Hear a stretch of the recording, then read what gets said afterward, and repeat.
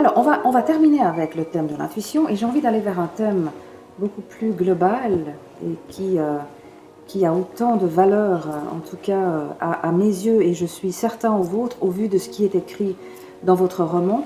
Il y a un de vos chapitres qui s'appelle « Amour, pardon et conscience ». Mais j'ai envie de m'arrêter sur les deux premiers, parce qu'on a déjà parlé de la conscience, mais même plus spécifiquement sur le premier, amour. Et bien que le mot pardon ait une importance capitale dans notre chemin de vie, mais c'est quoi pour vous l'amour ? Oula, on va devoir prendre quelques jours, un nouvel entretien pour répondre à cette vaste question.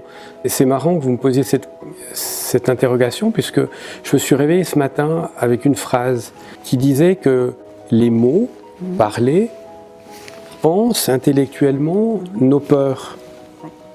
Mais que par contre, l'amour pense du verbe du pansement, pense nos mots MAUX. Donc j'aime bien l'idée que les mots pensent nos peurs, mais l'amour pense nos mots.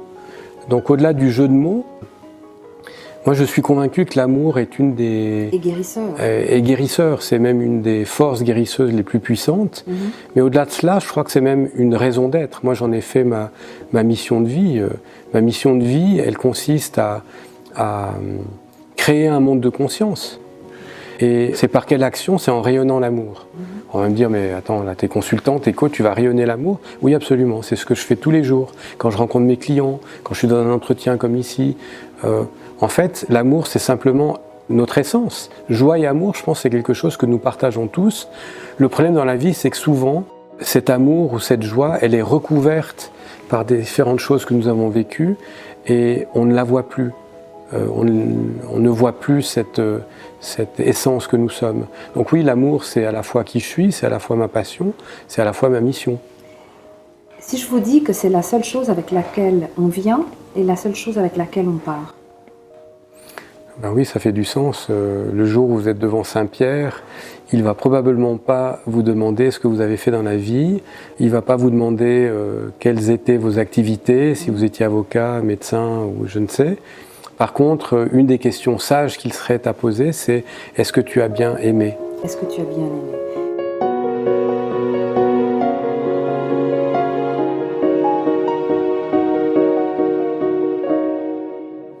Donc au fond, bien aimer, c'est bien s'aimer, et bien aimer, c'est aimer l'autre. Au fond, c'est la seule chose avec laquelle qu'on laisse derrière nous également.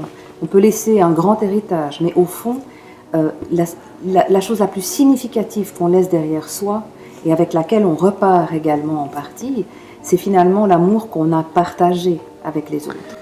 Oui, mais cet amour, cet amour partagé, à mon sens, n'est qu'une nostalgie de cet amour que l'on recherche tous. Et je pense que le plus difficile, c'est l'amour de soi-même, sans tomber dans de l'ego, bien évidemment. Mais je pense que c'est parce qu'on est sur ce chemin de retrouver cet amour que nous sommes, que c'est la seule chose qui vale la peine d'être vécue.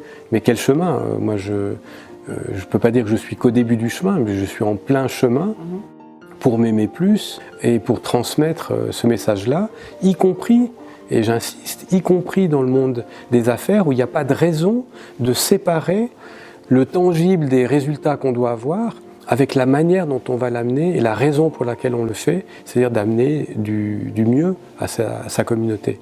Dans le monde des affaires, on utiliserait les mots de gratitude, bienveillance, reconnaissance. C'est vrai que le mot amour n'est pas un mot utilisé facilement ou étonne. Quoique depuis quelques années, enfin en tout cas de mon côté plutôt 2 ans, je ne connais pas votre expérience, mais vous allez nous le dire, puisque vous avez évoqué vous-même dans une conférence à un moment donné que l'amour, c'est ma passion. Oui. Ou ma passion, c'est l'amour. C'est ça. Voilà. Alors. J'ai fait une belle découverte ce jour-là parce que le présentateur nous demandait à chaque intervenant dans ce colloque sur le changement quelle était notre passion avant notre présentation.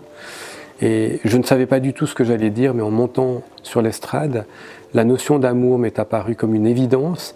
Et le fait d'avoir osé partager cette notion toute simple, que ma passion c'est l'amour, ça a totalement transformé la qualité d'écoute que j'avais avec mon public et que le public avait avec moi.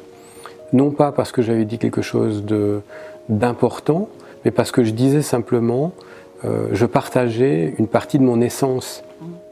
Alors que la gratitude, la bienveillance, pour moi, sont des paramètres qui nous permettent de rayonner, de vivre cette essence-là. Mais l'essence, elle ne change pas. Ouais.